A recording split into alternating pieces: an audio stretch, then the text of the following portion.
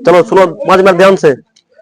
आज की क्लास में क्लास 10 का फिजिक्स चैप्टर नंबर 1 जिसका नाम है प्रकाश का परावर्तन। तो प्रकाश के परावर्तन में सबसे पहला क्वेश्चन जो लिखाए थे, पूछा जाएगा कि प्रकाश किसे कहते हैं या प्रकाश क्या है।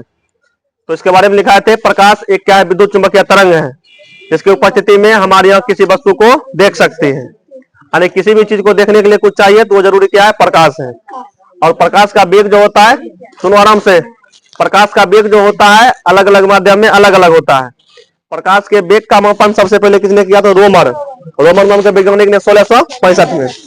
और प्रकाश का वेग सबसे अधिक जो होता है निर्वात में, कितना होता है, 3 गुना 10⁻8 मीटर पर सेकेंड। उसके बाद पूछा जाएगा हवा में प्रकाश का वेग, तो 3 गुना 10⁻8 मीटर पर सेकेंड, थोड़ा सा कम होता है। फिर पूछा जाएगा जल में प्रकाश का वेग, तो 2.25 गुना 10⁻8 मीटर पर सेकेंड। फिर पूछा जाएगा कांच में प्रकाश का वेग, तो 2 गुना 10⁻8 मीटर पर सेकेंड। उसके बाद क्वेश्चन लिखा है किरण किसे कहते हैं। तो प्रकाश जिस रास्ते से होकर जाती है या किसी निश्चित दिशा में प्रकाश के गमन पथ को, प्रकाश जिससे होकर जाती है उसको कहते हैं किरण। उसके बाद किसी निश्चित दिशा में जो किरणों के समूह होता है, किरणों के समूह को कहते हैं किरण पुंज या प्रकाश पुंज, किरण पुंज या प्रकाश पुंज। आगे लिखा है, पूछा जाएगा किरण पुंज या प्रकाश पुंज कितने प्रकार के होते हैं, तो 3 प्रकार के। अपना अपना कॉपी देखते चलना सब। प्रकाश पुंज क्या प्रकार के, 3 प्रकार के।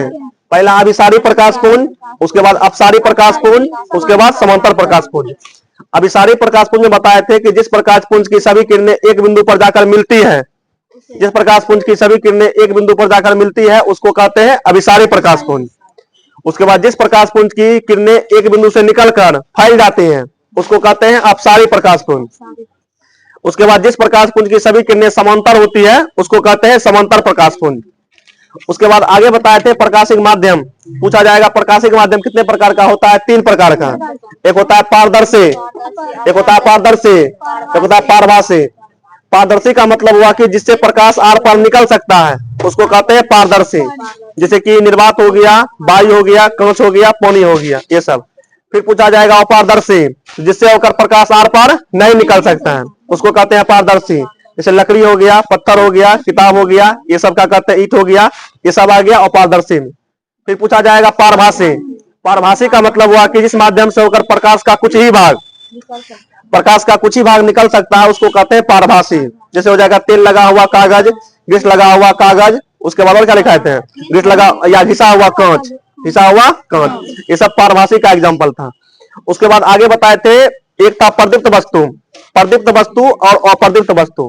प्रदीप्त वस्तु का मतलब हुआ कि जिसके पास खुद का प्रकाश हो और जिसके पास स्वयं प्रकाश निकलता है, जिससे स्वयं प्रकाश निकलता है उसको कहते हैं प्रदीप्त वस्तु। जैसे सूर्य हो गया, तारा हो गया जलता हुआ, बल्ब हो गया जलता हुआ, मोमबत्ती हो गया। उसके बाद जिसके पास स्वयं का प्रकाश नहीं हो उसको कहते हैं अप्रदीप्त वस्तु। उसमें क्या चला आता है, उसमें आ जाता है क्या कहते हैं, पृथ्वी हो गया, ग्रह हो गया, चंद्रमा हो गया, ये सब हो गया अप्रदीप्त वस्तु। उसके बाद था प्रकाश का परावर्तन।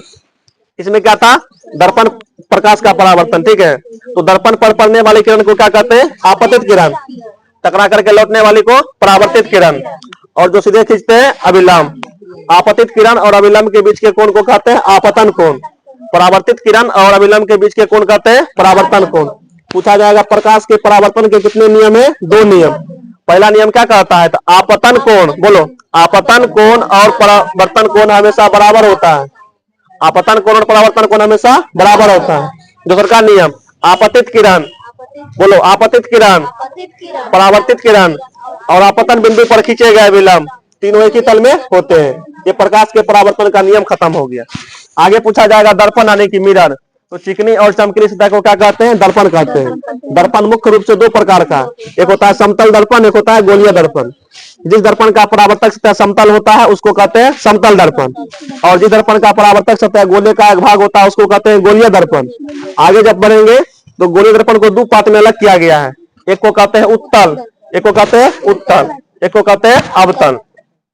उत्तल दर्पण का मतलब हुआ कि जिस दर्पण का परावर्तक सतह उठा हुआ हो, जो उठा हुआ रहेगा उसको कहेंगे उत्तल, और जिस दर्पण का परावर्तक सतह धसा हुआ हो उसको कहेंगे अवतल दर्पण। अवतल दर्पण, इतना रिवीजन कर लेना।